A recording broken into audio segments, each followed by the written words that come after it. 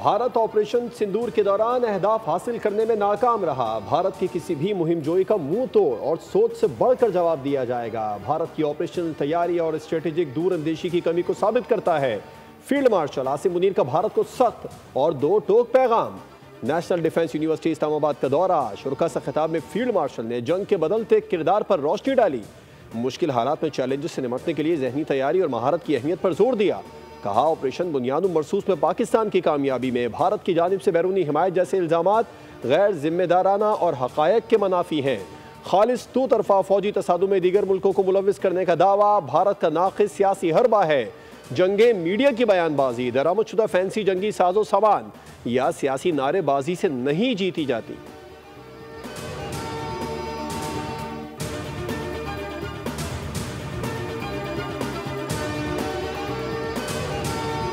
साहब ने DG Sindh building control authority को भी मुअत्तल कर दिया है। फौरी तौर पर एफआईआर काटी जाए। को 2 दिन के लिए टाइम दिया गया है कि फैक्ट फाइंडिंग रिपोर्ट सामने आए। कमिश्नर कराची को एक और जिम्मेदारी ये दी गई, जो 51 इमारतें इंतहाई खस्ता हैं जिनको गिराया जाना चाहिए, उनकी सारी तफसीलात वो फराहम करेंगे ताकि उन इमारतों को गिराने का काम जो है वो फौरी तौर पर शुरू किया जा सके। सानिहा लियारी पर डीजी एसबीसीए को मुअत्तल कर दिया गया। ग्रेड 20 के शाहमीर खान को डायरेक्टर जनरल एसबीसीए का चार्ज सौंप दिया गया। जाँ बहक अफराद के लवाहिकीन को 10 लाख रुपए फीकस देने का ऐलान। सीनियर वजीर सिंध शर्जील मेमन कहते हैं, वजीर आला ने मुलविस अफराद के खिलाफ मुकदमा दर्ज करने का हुक्म दिया है। 27 जानों के नुकसान पर सब गमजदा हैं। जिम्मेदारों के खिलाफ सख्त कार्रवाई होगी। वजीर बल्दियात सईद गनी ने कहा, 51 खस्ता हाल इमारतों को गिराने की जिम्मेदारी कमिश्नर कराची को दी गई।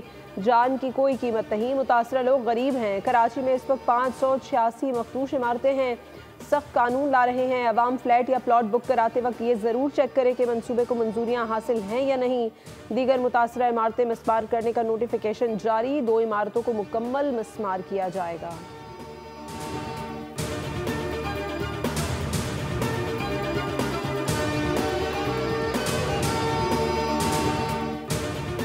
लियारी में 5 मंजिला मखदूश इमारत को गिराने का अमल शुरू। एसबीसीए की टीमों की मौजूदगी में ऑपरेशन जारी। असिस्टेंट कमिश्नर लियारी शहरियार हबीब का कहना है, 2 इमारतों को तोड़ने के बाद तीसरी इमारत का जायजा लिया जाएगा। तीनों इमारतें मुकम्मल तौर पर खाली हैं।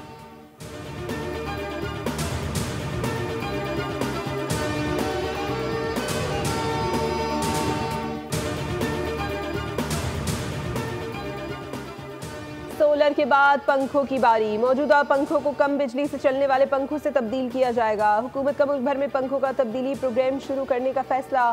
एलामिया के मुताबिक वज़ीर ख़ज़ाना की ज़ेर सदारत वज़ीर आज़म के पंखों की तब्दीली के प्रोग्राम पर इजलास में वफाकी वज़ीर तवानाई अवैस अहमद लगारी और गवर्नर स्टेट बैंक ने शिरकत की। मकसद पंखा तब्दीली प्रोग्राम की तैयारी और जल्द आगाज़ के हवाले से पेशरफ्त का जायज़ा लेना था।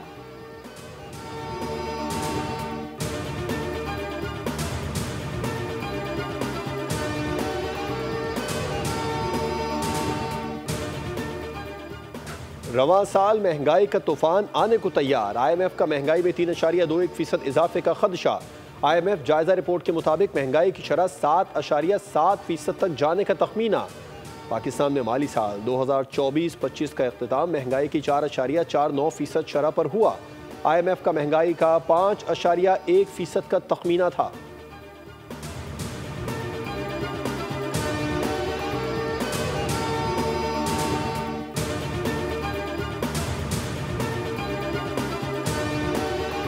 Economic growth holds little meaning unless it is both sustainable and inclusive.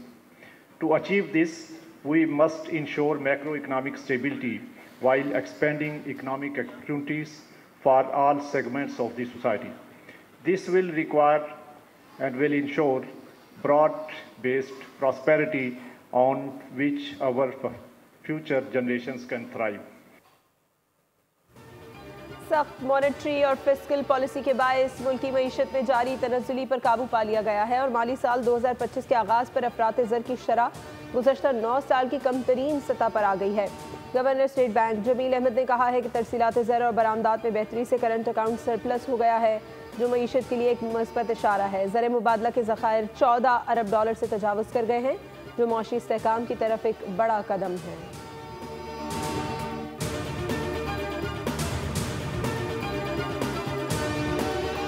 Pakistan stock exchange में कारोबारी हफ्ते के पहले दिन एक और तारीखी संगे मील उबूर। इंडेक्स 1,33,000 का हिंसा उबूर कर गया।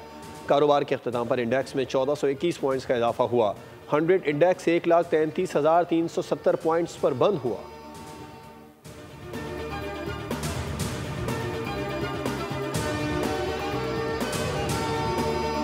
सिटी हो गया तो इंशाल्लाह आपका क्राइम बहुत नीचे आ जाएगा। हमारी सबकी कोशिश है कि सेहतमंद कराची हो, सेहतमंद कराची होगा तो पूरा पाकिस्तान सेहतमंद होगा। हमने पासपोर्ट की अपनी रैंकिंग के ऊपर बहुत काम किया है और अगले 2 साल में आपको यही ग्रीन पासपोर्ट जो आपके पास है ये आपको रैंकिंग में बहुत बेहतर जगह पे नज़र आएगा इंशाल्लाह। कराची में सेफ सिटी मंसूबा मुकम्मल हो गया तो जराइम की शरह नीचे आएगी। जहां तक मुमकिन हो सका कराची के मसाइल को हल करेंगे। वफाकी वज़ीर दाखिला मोहसिन नकवी की कराची के ताजिरों से मुलाकात के बाद गुफ्तगू। कहा कराची सेफ सिटी मंसूबे पर वज़ीर आज़म की तवज्जो है। कराची बड़ा शहर है तो मसाइल भी ज़्यादा होते हैं। हमने पासपोर्ट रैंकिंग पर बहुत काम किया है। अगले 2 साल में ग्रीन पासपोर्ट रैंकिंग में बहुत बेहतर जगह नज़र आएगा।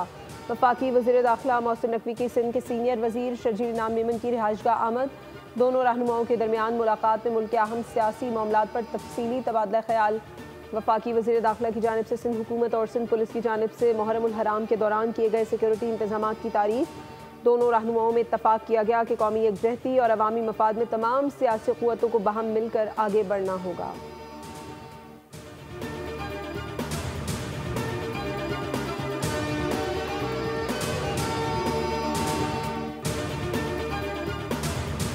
नीचे नीचे ऊपर बीच में जाओ आगे जाओ 5 दिन से चक्कर लगा रहा हूँ।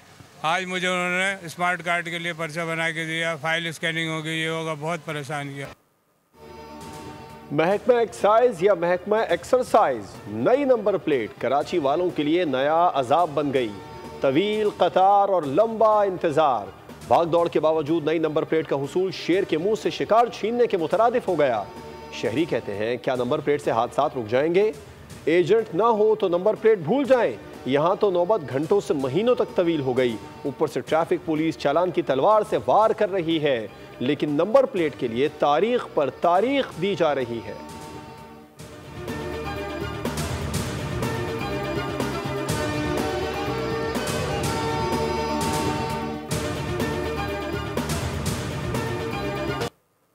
मुल्क के मुख्तलिफ शहरों में गरज चमक के साथ बारिश की पेशगोई। खैबर पख्तूनख्वा, कश्मीर, पंजाब, शुमाल मशरकी, जनूबी बलूचिस्तान और जनूब मशरकी सिंध में भी तेज़ हवाओं और गरज चमक के साथ बारिश का इम्कान।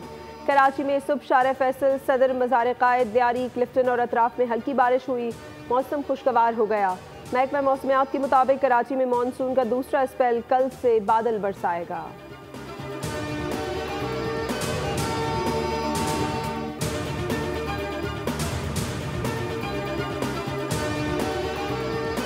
मेंबर्स को सस्पेंड किया, कुछ मेंबर्स को मैंने नोटिसेस भिजवाए, कुछ मेंबर्स को उनको मैंने पहले रूलिंग भी पास की और उसमें बताया कि असेंबली को उसके क़वाइद के मुताबिक चलना है।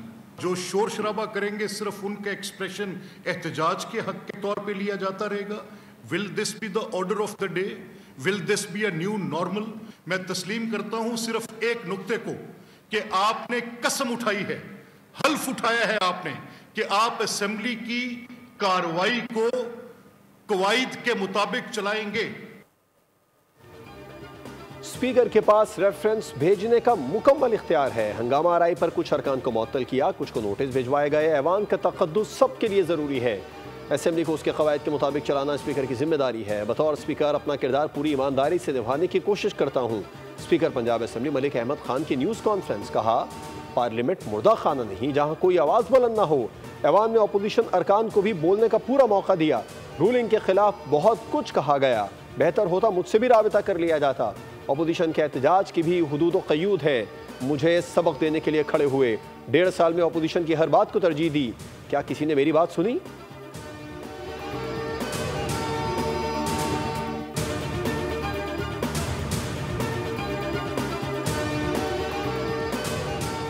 कौमी और सूबाई असम्बलियों की मखसूस नशस्तों पर बहाल अरकान की भी मौजें ही मौजें। नशस्तों के साथ पैसों की भी बारिश। मुअत्तली के अरसे की तनख्वाहें अदा करने का फैसला। 77 अरकान को 13 मई 2024 को मुअत्तल किया गया था। मुअत्तली का नोटिफिकेशन होते ही उनकी तनख्वाहें रोक ली गई थी। कौमी असम्बली के मजमूई तौर पर 22 अरकान मुअत्तल हुए थे। 19 ख़वातीन, 3 अक़लियती अरकान शामिल थे। 13 मई 2024 से 31 दिसंबर 2024 तक 1.5 लाख फ़ी रुकन बुनियादी तनख्वाह अदा की जाएगी, जबकि 1 जनवरी 2025 से अदालती फैसले तक बढ़ी हुई तनख्वाह के तनासुब से बुनियादी तनख्वाह दी जाएगी। बहाल अरकान को TADA और दीगर अलाउंसेस नहीं मिलेंगे।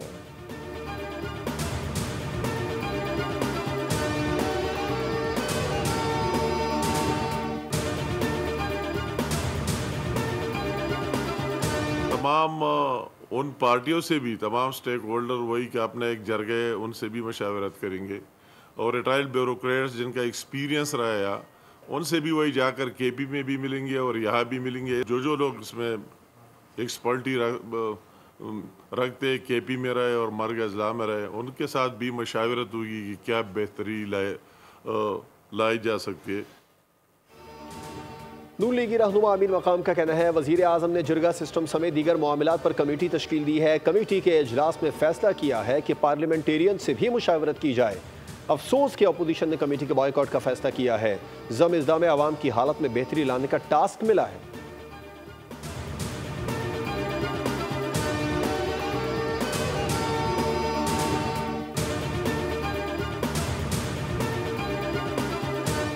कबायली इलाकों से रिलेटेड 25 जून को एक कमेटी बनाई। 18वीं तरमीम के बाद ये सारा इख्तियार सूबाई हुकूमत के पास जा चुका है 2010 से, और 25वीं तरमीम के बाद जब कबायली इलाके सूबे में जम हो चुके हैं, उसके बाद वफाकी हुकूमत का कोई इख्तियार नहीं कि उसके लिए कमेटी बनाए, उसके लिए लेजिस्लेशन करे।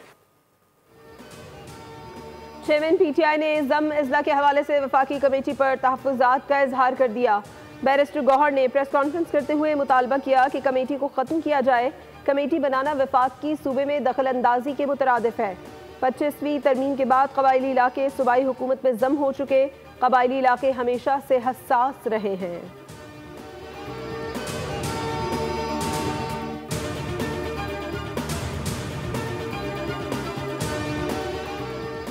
ब्रिक्स ममालिक का गजा को रियासत फ़लस्तीन का हिस्सा तस्लीम करने का ऐलान। ब्राज़ील में होने वाली ब्रिक्स समिट में गजा में गैर मशरूत सीज़ फायर का भी मुतालिबा। एलामिये में फ़लस्तीन में मुनसिफाना और जामे हल के लिए ज़रिए देरपा अमन पर जोर। ब्रिक्स ममालिक ने गजा में इसराइली जाहिरियत और ईरान पर हमलों की भी शदीद मजम्मत की। उधर अमरीकी सदर ने धमकी दी है कि जो मुल्क भी ब्रिक्स की अमरीका मुखालिफ पॉलिसियों पर चलेगा उस पर इजाफी 10% टैरिफ आयद किया जाएगा।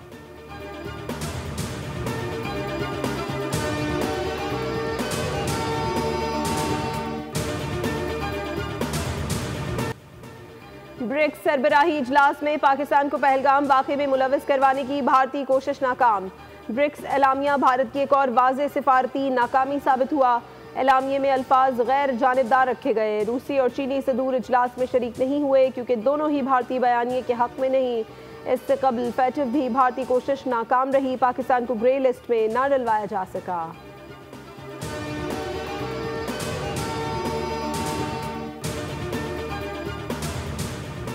इसराइल और हमास के दरमियान जंगबंदी मुज़ाकरात का पहला दौर बेनतीजा खत्म। अमरीकी सदर डोनाल्ड ट्रंप कहते हैं गजा में जंगबंदी का मुआहदा रवां हफ्ते होने जा रहा है।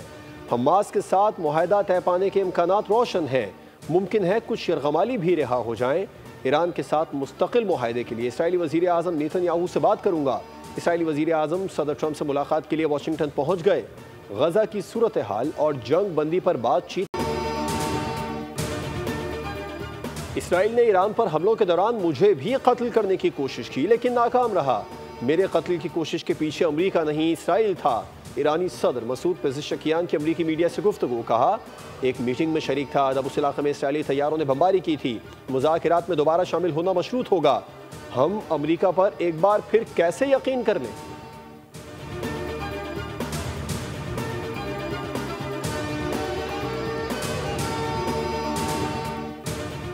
यूरोपीय मुल्क स्वीडन ने पाकिस्तान में वीज़ा सर्विसेज दोबारा शुरू करने का ऐलान कर दिया। तर्जुमान दफ्तर खारजा के मुताबिक पाकिस्तानियों को मुख्तसर क़याम के लिए स्वीडन जाने की सहूलत मिलेगी। पाकिस्तानी शहरी 90 दिन तक के स्वीडन के दौरों के लिए पाकिस्तान से शेंजन वीज़ा के लिए दरख्वास्त दे सकते हैं। तर्जुमान ने कहा कि पाकिस्तान इस मस्बत पेशरफ्त का खैर मकदम करता है जो दोनों ममालिक के दरमियान दोतरफा ताल्लुकात की मजबूत अक्कासी करता है।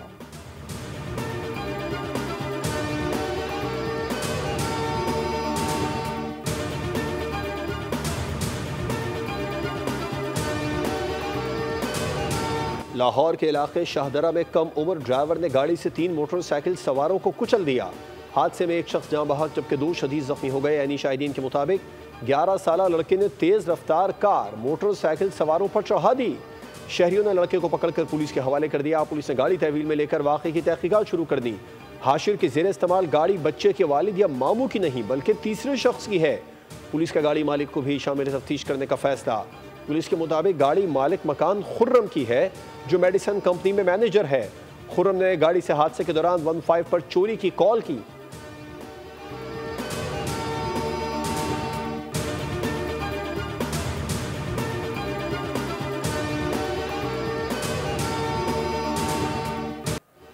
निशाने हैदर हासिल करने वाले हवलदार लालक जान शहीद का 26वां यौम शहादत। मज़ार पर फूल रखने की तकरीब major general Syed Imtiaz Hussain commander force command northern area बतौर मेहमान खुसूसी शरीक हुए। Field marshal Syed Asim Munir, Nishan Imtiaz military, chief of army staff, chairman joint chief of staff committee, naval chief, air chief और पाक अफवाज की जानिब से शहीद को खराज अकीदत। कारगिल जंग में गैर मामूली बहादुरी दिखाने वाले लालक जान शहीद ने दुश्मन के हमले पसपा किए और ज़ख्मी होने के बावजूद महाज ना छोड़ा। शहादत का रुतबा पाने वाले इस हीरो की कुर्बानी आज भी कौम के लिए मशअल राह है।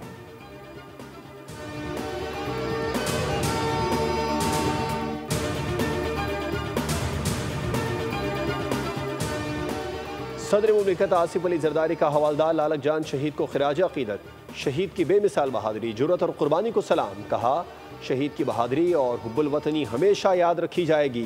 हम अपने बहादुर सपूत लालक जान शहीद की अजीम कुर्बानी को सलाम पेश करते हैं।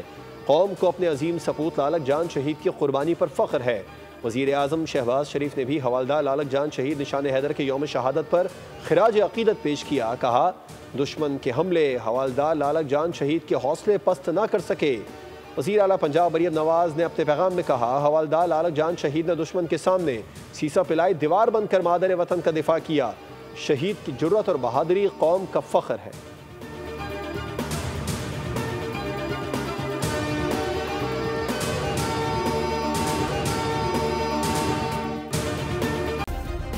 सब्सक्राइब करें और बेल दबाएं ताकि कोई खबर रह न जाए।